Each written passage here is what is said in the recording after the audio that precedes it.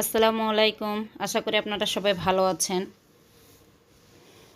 না খেয়ে বুঝতে পারবেন না এই পোলাওটা কত সুন্দর হয়েছে। অনেক ঝরঝরে এবং অনেক সুস্বাদু মাছের পোলাও। মাছকে না ভেজে মাছ কষিয়ে যে পোলাও রান্না করা যায়, আগে আমি জানতাম না, নওগাঁতে আমি শিখেছি। এর জন্য এখানে 2টা শুকনো মরিচ, 3-4টা তেজপাতা, তারপর 2টা ছোট এলাচ, 2টা বড় এলাচ, কিছু দারচিনি তেলে ভেজে নিব।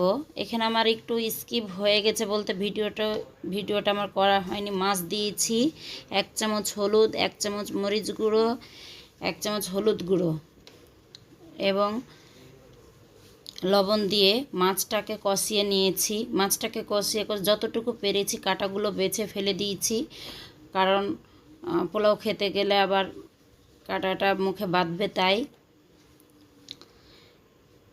যতটুকু আমি রান্না করতে করতে পেরেছি কাঁটাগুলো ফেলে দিয়েছি। আমি মাছের মধ্যে লবণ দিয়েছিলাম ওই জন্য, আর এখানে অল্প করে লবণ দিলাম, তারপর পানি দিয়ে টেস্ট করে নিব। আর এখানে 1 চা চামচ মতো বিরিয়ানি মশলা দিয়েছি, বিরিয়ানির ফ্লেভার আনার জন্য। এটা না দিলেও পারবেন, এমনি মাছের পোলাও সুন্দর হয় খেতে। চালটাকে ভালোভাবে ভেজে নিতে হবে, তাহলে ঝরঝরা হয় আর মাছের সাথে একদম মিশে যায়। আর মাছ আমি এখানে নিয়েছি, একটা মাছের পেটি নিয়েছিলাম, রুই মাছের পেটি, প্রায় 250 গ্রাম মতো। আর এখানে রাইস কুকার পটে 4 পট চাউল দিয়েছি, একদম মাছ পোলাওটা হয়েছে।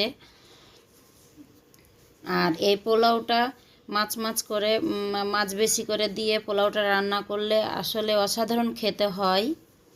এখানে 4 পট চাউলের জন্য 8 রাইস কুকারের পটের 8 পট পানি দিয়ে দিয়েছি।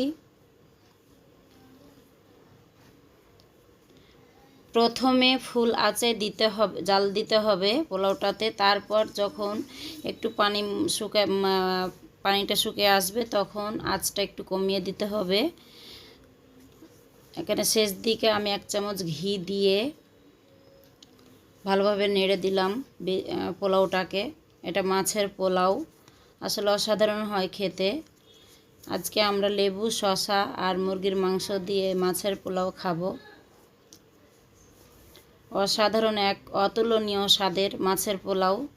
এটা সিলভার কাপ বা যে কোনো মাছ দিয়েই করা যেতে পারে, শুধু বড় মাছ দিলে ভালো হয়। বড় মাছ দিয়েই করতে হয় পোলাওটা, যেহেতু কাটা ছোট মাছে বেশি হয়, ওই জন্য বড় মাছ দিয়ে পোলাওটা রান্না করা লাগে। আজ এ পর্যন্ত, ভালো থাকবেন। আসসালামু আলাইকুম।